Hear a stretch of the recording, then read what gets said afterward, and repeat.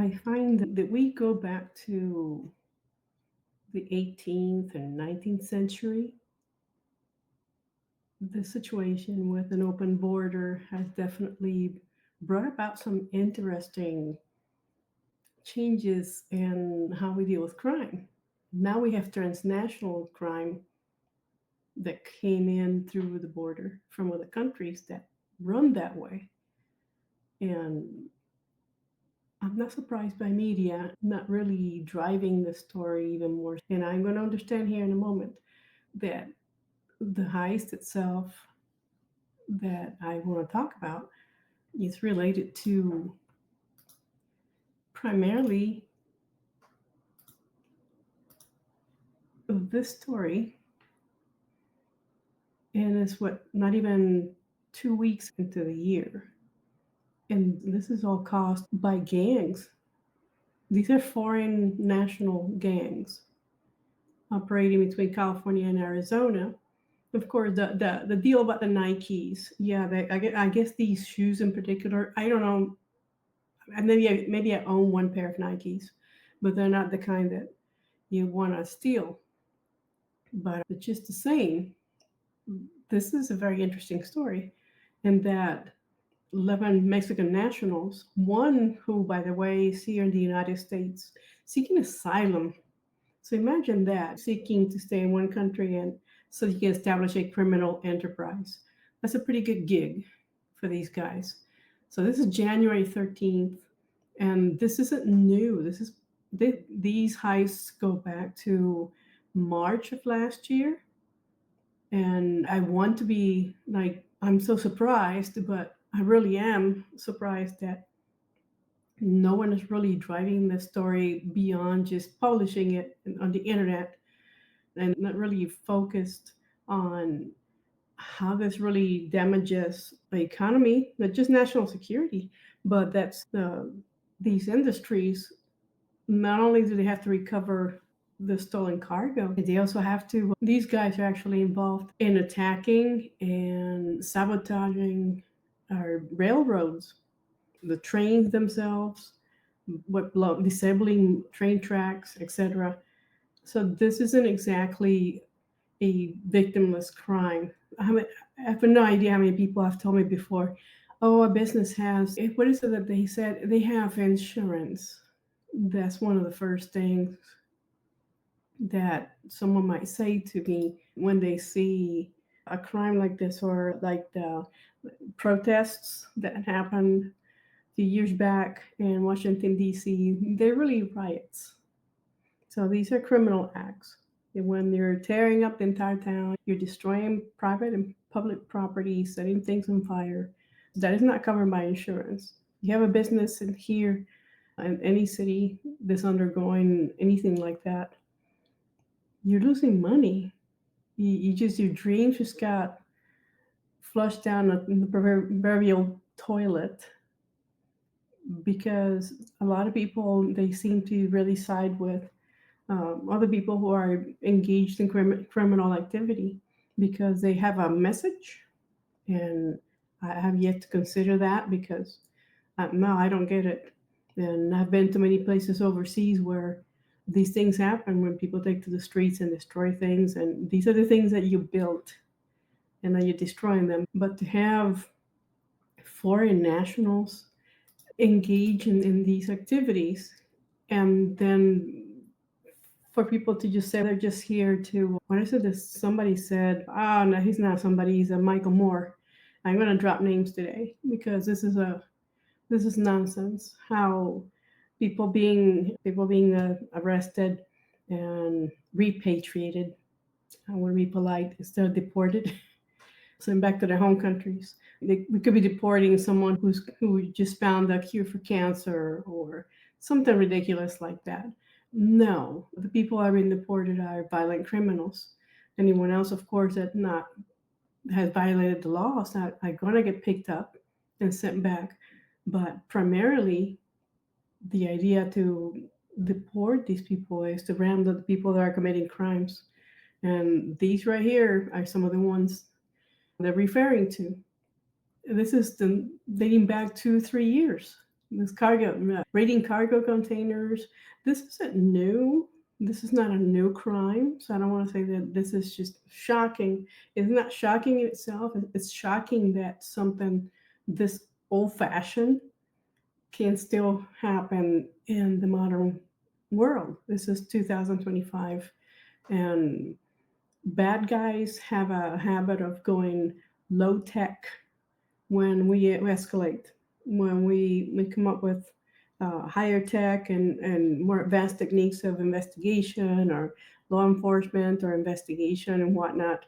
And you have the national security component, and then you have the law enforcement component. They need to work together, and that hasn't been happening for a long time. A lot happens to what, a couple miles from where I'm at right now.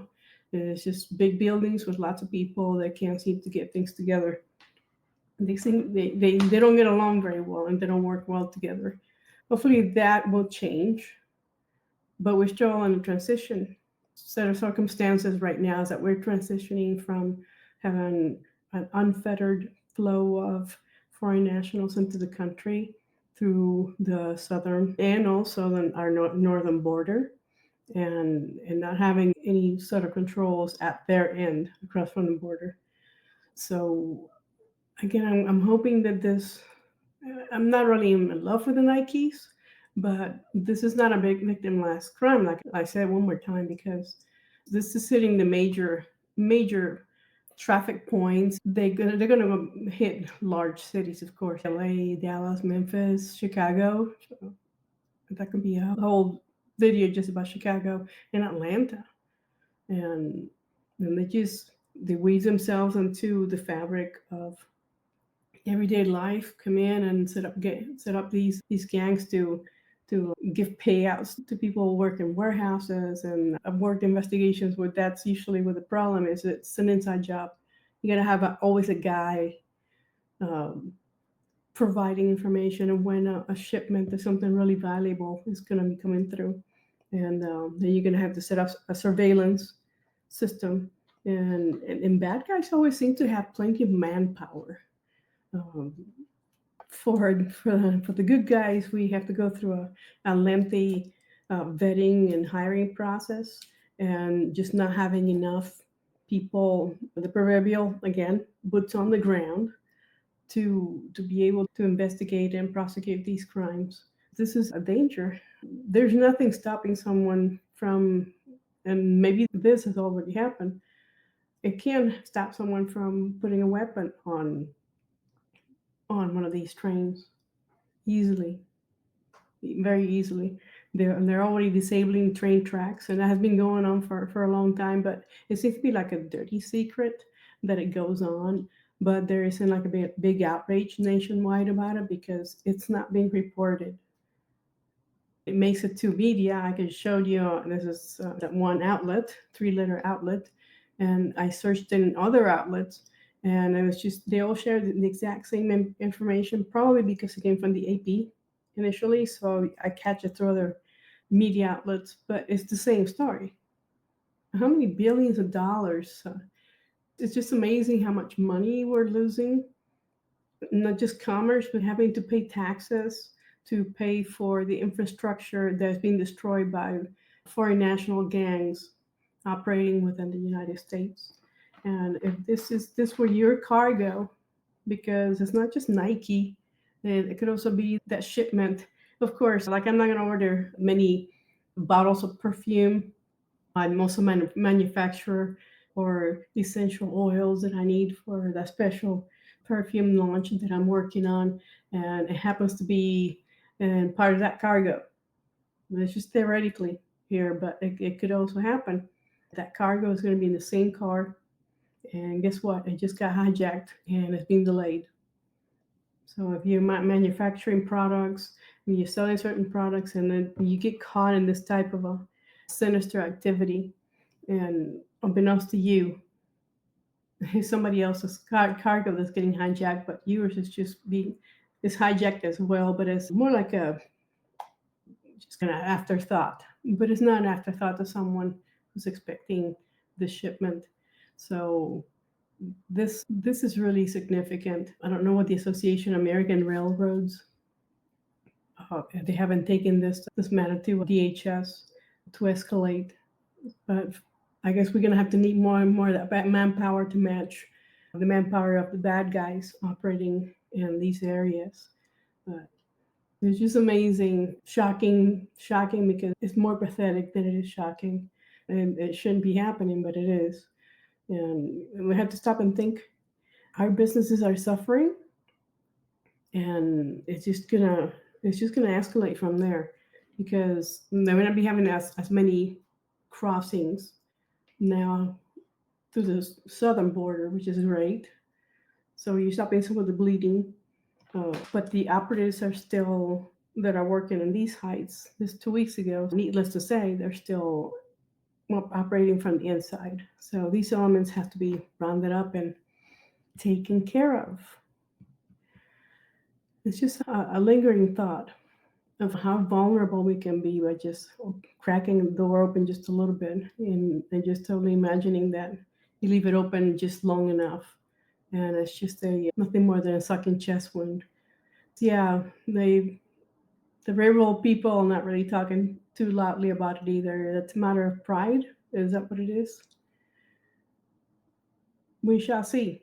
But I hope to continue investigating this to see if it develops into anything where there's more light. There's a little bit more hype about the story because it's not just that. It's to we're talking about arresting 8 or 11 people. This organization is much bigger, and they're moving other cargo. They're not just stealing, but they're moving cargo. And I would be interested in finding out what that is, just for the safety and security of the public. And I hope you're having a good productive week. Do me a favor. I know I should have started with that, but I'm a little under the weather, and it's Ash Wednesday, and I wanted to get just some words out this week. If you can hit the like and subscribe button and share it and like it and help me out and growing this channel, I will be forever grateful. And I got some other stuff coming up here in the next few days. Hopefully, I can make it through the week without losing my voice. But think about those Nikes, why they're not coming to a store near you so you can spend 224 bucks. Maybe we need the Pony Express reestablished and get some Marshalls out there. I'm thinking of Westerns right off the bat. I should smile about it because it's so ridiculous. But I hope you're having a productive weekend as the beginning of Easter, and I hope yours is productive as well. And I'll see you again soon.